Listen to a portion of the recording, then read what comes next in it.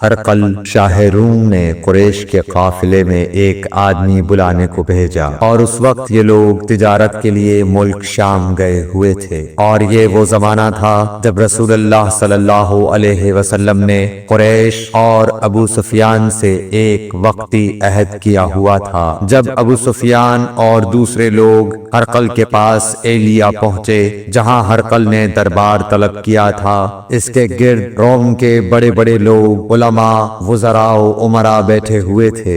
ہرقل نے ان کو اور اپنے ترجمان کو بلوایا، پھر ان سے پوچھا کہ تم میں سے کون شخص مدعی رسالت کا زیادہ قریبی عزیز ہے؟ ابو سفیان کہتے ہیں کہ میں بول اٹھا کہ میں اس کا سب سے زیادہ قریبی رشتہ دار ہوں۔ یہ سن کر ہرقل نے حکم دیا کہ اس ابو سفیان کو میرے قریب لا کر بٹھاؤ اور اس کے ساتھیوں کو اس کی پیٹھ کے پیچھے بٹھا دو۔ پھر اپنے ترجمان سے کہا کہ ان لوگوں سے کہہ دو کہ میں ابو سفیان سے اس شخص یعنی محمد صلی اللہ علیہ وسلم کے حالات پوچھتا ہوں۔ اگر یہ مجھ سے کسی بات میں جھوٹ بول دے تو تم اس کا جھوٹ ظاہر کر دینا۔ ابو سفیان کا قول ہے کہ خدا کی قسم، اگر مجھے یہ غیرت نہ آتی کہ یہ لوگ مجھ کو جھٹلائیں گے تو میں آپ صلی اللہ علیہ وسلم کی نسبت ضرور غلط گوئی سے کام لیتا۔ خیر، پہلی بات جو ہرقل نے مجھ سے پوچھی وہ یہ کہ اس شخص کا خاندان تم لوگوں میں کیسا ہے؟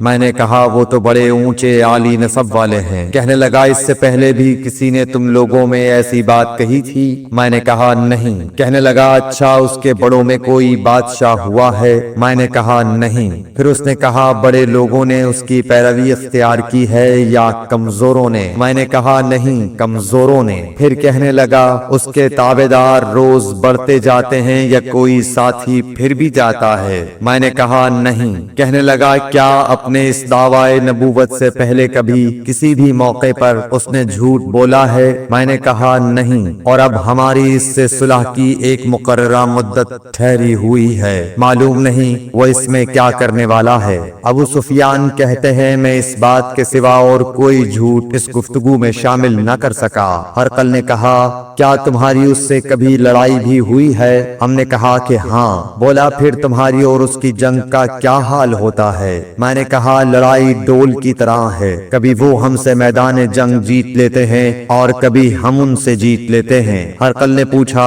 وہ تمہیں کس بات کا حکم دیتا ہے؟ میں نے کہا وہ کہتا ہے کہ صرف ایک اللہ ہی کی عبادت کرو، اس کا کسی کو شریک نہ بناؤ، اور اپنے باپ دادا کی شرک کی باتیں چھوڑ دو، اور ہمیں نماز پڑھنے، سچ بولنے، پرہیزگاری اور صلہ رحمی کا حکم دیتا ہے۔ یہ سب سن کر پھر ہرقل نے اپنے ترجمان سے کہا کہ ابو سفیان سے کہہ دے کہ میں نے تم سے اس کا نسب پوچھا تو تم نے کہا کہ وہ ہم سے عالی نسب ہے، اور پیغمبر اپنی قوم میں عالی نسب ہی بھیجے جایا کرتے ہیں۔ میں نے تم سے پوچھا کہ دعوی نبوت کی یہ بات تمہارے اندر اس سے پہلے کسی اور نے بھی کہی تھی تو تم نے جواب دیا کہ نہیں۔ تب میں نے اپنے دل میں کہا کہ اگر یہ بات اس سے پہلے کسی اور نے کہی ہوتی تو میں سمجھتا کہ اس شخص نے بھی اسی بات کی تقلید کی ہے جو پہلے کہی جا چکی ہے۔ میں نے تم سے پوچھا کہ اس کے بڑوں میں کوئی بادشاہ بھی گزرا ہے تو تم نے کہا کہ نہیں۔ تو میں نے دل میں کہا کہ ان کے بزرگوں میں سے کوئی بادشاہ ہوا ہوگا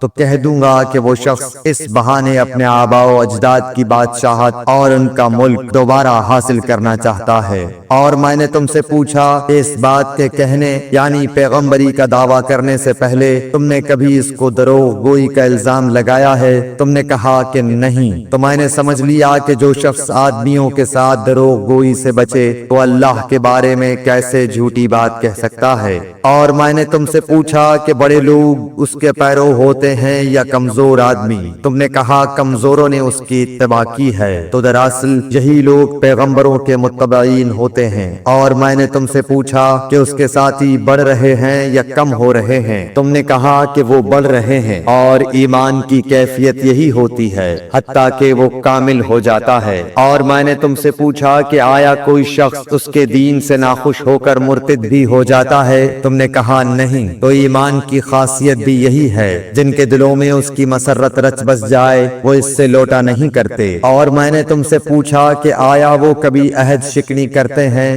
تم نے کہا نہیں، پیغمبروں کا یہی حال ہوتا ہے، وہ عہد کی خلاف ورزی نہیں کرتے۔ اور میں نے تم سے کہا کہ وہ تم سے کس چیز کے لیے کہتے ہیں؟ تم نے کہا کہ وہ ہمیں حکم دیتے ہیں کہ اللہ کی عبادت کرو، اس کے ساتھ کسی کو شریک نہ ٹھہراؤ، اور تمہیں بتوں کی پرستش سے روکتے ہیں، سچ بولنے اور پرہیزگاری کا حکم دیتے ہیں۔ لہٰذا اگر یہ باتیں جو تم کہہ رہے ہو سچ ہیں تو ان قریب وہ اس جگہ کا مالک ہو جائے گا کہ جہاں میرے یہ دونوں پاؤں ہیں۔ مجھے معلوم تھا کہ وہ پیغمبر آنے والا ہے، مگر مجھے یہ معلوم نہیں تھا کہ وہ تمہارے اندر ہوگا۔ اگر میں جانتا کہ اس تک پہنچ سکوں گا تو اس سے ملنے کے لیے ہر تکلیف گوارا کرتا۔ اگر میں اس کے پاس ہوتا تو اس کے پاؤں دھوتا۔ ہرقل نے رسول اللہ صلی اللہ علیہ وسلم کا وہ خط منگایا جو آپ نے وحیہ کلبی رضی اللہ تعالیٰ عنہ کے ذریعے حاکم بصرہ کے پاس بھیجا تھا، اور اس نے وہ ہرقل کے پاس بھیج دیا تھا۔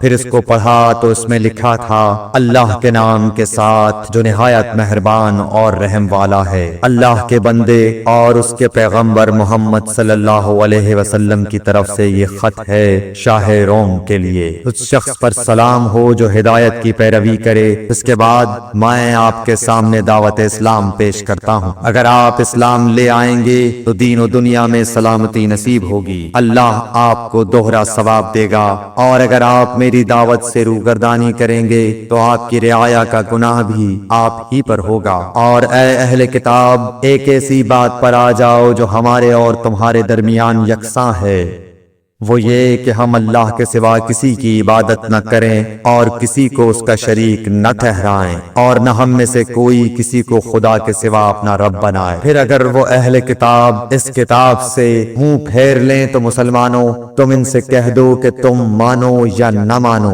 ہم ایک خدا کے اطاعت گزار ہیں۔ ابو سفیان کہتے ہیں، جب ہرقل نے جو کچھ کہنا تھا کہہ دیا اور خط پڑھ کر فارغ ہوا تو اس کے ارد گرد بہت شور و غوغا ہوا، بہت سی آوازیں اٹھیں اور ہمیں باہر نکال دیا گیا۔ تب میں نے اپنے ساتھیوں سے کہا کہ ابو کبشہ کے بیٹے حضرت صلی اللہ علیہ وسلم کا معاملہ تو بہت بڑھ گیا، دیکھو تو اس سے بنی اصفر روم کا بادشاہ بھی ڈرتا ہے۔ مجھے اس وقت سے اس بات کا یقین ہو گیا کہ حضور صلی اللہ علیہ وسلم ان قریب غالب ہو کر رہیں گے، حتیٰ کہ اللہ نے مجھے مسلمان کر دیا۔ راوی کا بیان ہے کہ ابن ناطور ایلیا کا حاکم ہرقل کا مصاحب اور شام کے نصارہ کا لاٹ پادری بیان کرتا تھا کہ ہرقل جب ایلیا آیا ایک دن صبح کو پریشان اٹھا تو اس کے درباریوں نے دریافت کیا کہ آج ہم آپ کی حالت بدلی ہوئی پاتے ہیں، کیا وجہ ہے؟ ابن ناطور کا بیان ہے کہ ہرقل نجومی تھا، علم نجوم میں وہ پوری مہارت رکھتا تھا۔ اس نے اپنے ہم نشینوں کو بتایا کہ میں نے آج رات ستاروں پر نظر ڈالی تو دیکھا کہ ختنہ کرنے والوں کا بادشاہ ہمارے ملک پر غالب آ گیا ہے، بھلا اس زمانے میں کون لوگ ختنہ کرتے ہیں؟ انہوں نے کہا کہ یہود کے سوا کوئی ختنہ نہیں کرتا، سو ان کی وجہ سے پریشان نہ ہوں۔ سلطنت کے تمام شہروں میں یہ حکم لکھ بھیجیے کہ وہاں جتنے یہودی ہوں سب قتل کر دیے جائیں۔ وہ لوگ انہی باتوں میں مشغول تھے کہ ہرقل کے پاس ایک آدمی لایا گیا جسے شاہ غسان نے بھیجا تھا۔ اس نے رسول اللہ صلی اللہ علیہ وسلم کے حالات بیان کیے۔ جب ہرقل نے سارے حالات سن لیے تو کہا کہ جا کر دیکھو وہ ختنہ کیے ہوئے ہے یا نہیں۔ انہوں نے اسے دیکھا تو بتلایا کہ وہ ختنہ کیا ہوا ہے۔ ہرقل نے جب اس شخص سے عرب کے بارے میں پوچھا تو اس نے بتلایا کہ وہ ختنہ کرتے ہیں۔ تب ہرقل نے کہا کہ یہی محمد صلی اللہ علیہ وسلم اس امت کے بادشاہ ہیں جو پیدا ہو چکے ہیں۔ پھر اس نے اپنے ایک دوست کو رومیہ خط لکھا اور وہ بھی علم نجوم میں ہرقل کی طرح ماہر تھا۔ پھر وہاں سے ہرقل حمص چلا گیا، ابھی حمص سے نکلا نہیں تھا کہ اس کے دوست کا خط اس کے جواب میں آ گیا۔ اس کی رائے بھی حضور صلی اللہ علیہ وسلم کے ظہور کے بارے میں ہرقل کے موافق تھی کہ محمد صلی اللہ علیہ وسلم واقعی پیغمبر ہیں۔ اس کے بعد ہرقل نے روم کے بڑے آدمیوں کو اپنے حمص کے محل میں طلب کیا اور اس کے حکم سے محل کے دروازے بند کر لیے گئے۔ پھر پھر وہ اپنے خاص محل سے باہر آیا اور کہا، اے روم والو، کیا ہدایت اور کامیابی میں کچھ حصہ تمہارے لیے بھی ہے؟ اگر تم اپنی سلطنت کی بقا چاہتے ہو تو پھر اس نبی صلی اللہ علیہ وسلم کی بیعت کر لو اور مسلمان ہو جاؤ۔ یہ سننا تھا کہ پھر لوگ وحشی گدھوں کی طرح دروازوں کی طرف دوڑے مگر انہیں بند پایا۔ آخر جب ہرقل نے اس بات سے ان کی یہ نفرت دیکھی اور ان کے ایمان لانے سے مایوس ہو گیا تو کہنے لگا کہ ان لوگوں کو میرے پاس لاؤ۔ جب وہ دوبارہ آئے تو اس نے کہا، میں نے جو بات کہی تھی اس سے تمہاری دینی پختگی کی آزمائش مقصود تھی، سو وہ میں نے دیکھ لی۔ تب یہ بات سن کر وہ سب کے سب اس کے سامنے سجدے میں گر پڑے اور اس سے خوش ہو گئے۔ بالآخر ہرقل کی آخری حالت یہی رہی۔ صحیح بخاری حدیث نمبر 7۔